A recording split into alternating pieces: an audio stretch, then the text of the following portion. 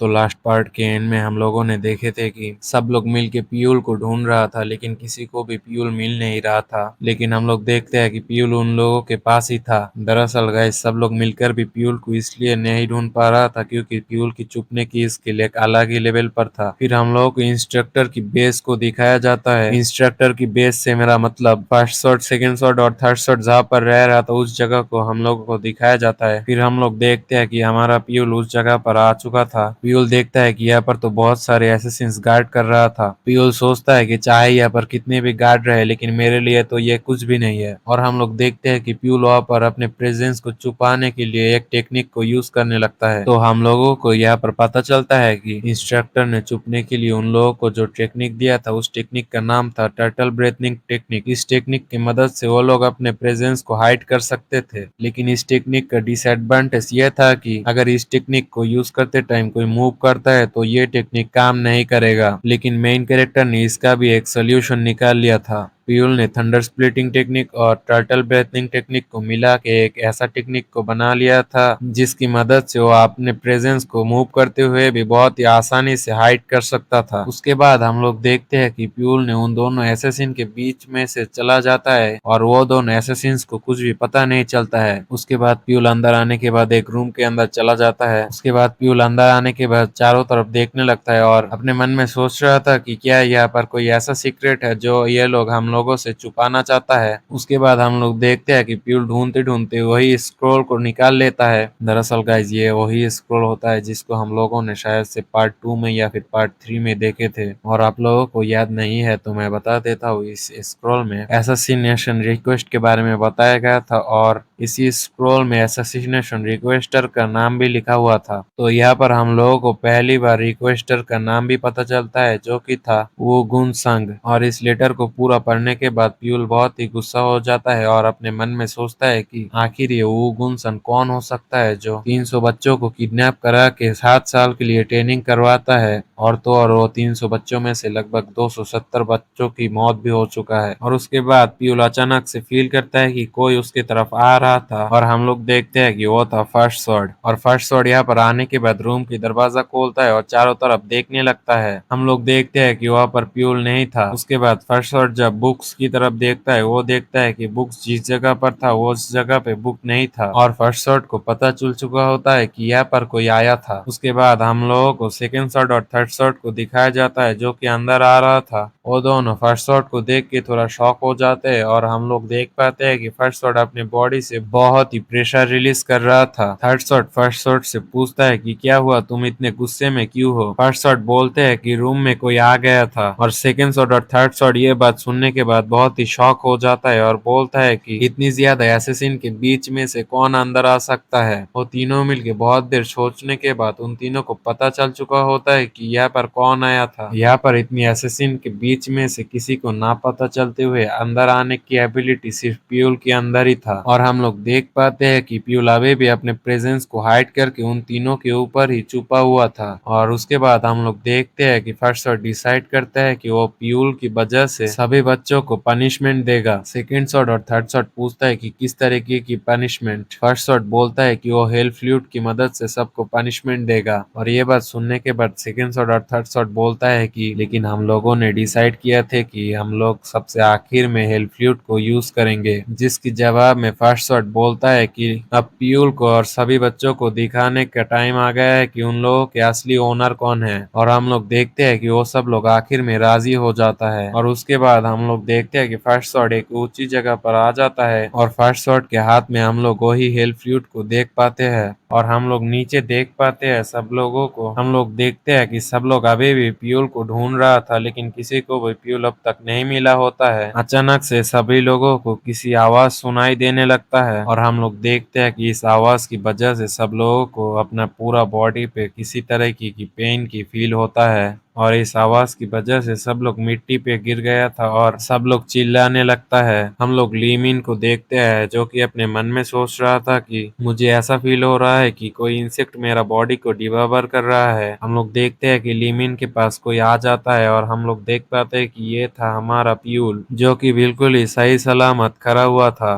तो guys hello flute की आवाज की वजह से प्यूल को क्यों कुछ भी नहीं हुआ होता है वो हम लोग नेक्स्ट एपिसोड में जानेंगे। आई नो ये वीडियो बहुत ही छोटा था, ऐसा इसलिए है क्योंकि मैं इसके बाद एक और सीरीज पे वीडियो बनाने जा रहा हूँ, तो वो वीडियो मैं शायद से फ्राइडे या फिर सैटरडे को अपलोड कर दूंगा। वो सीरीज भी बहुत ही मजेदार होने वाला है, तो वो सीरीज जब मेरे चैनल पे आ जाए तो आप लोग जरूर से चेक करना। अगर वीडियो पसंद आ गया है तो लाइक कर देना, और बाकी मैं आप लोगों से मिलता हूँ नेक्स्ट वीडियो में।